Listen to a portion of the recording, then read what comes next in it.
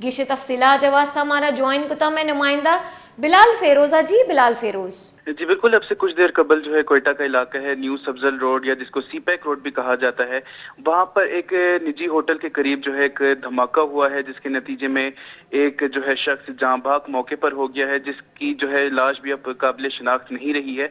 और साथ ही साथ जो करीब से गुजरने वाले दो शख्स थे, उनके जख्मी होने की इतलात हैं। तफसीलात के मुताबिक जो है सीपैक रोड के ऊपर एक पोल के नज़दीक जो है एक शख्स शायद बारूदी मवाद नष्ट कर रहा था, जिसका वो खुद शिकार हो गया, जिसके नतीजे में जो है उसकी लाश भी अब काबिल शिनाख्त नहीं रही है और उसके जिस्मानी आज़ा जो है रोड पर फैले हुए पुलिस को मिले हैं। और साथ ही साथ जो करीब से गुजरने वाले दो शख्स थे, उनके भी जख्मी होने की इतलात हैं।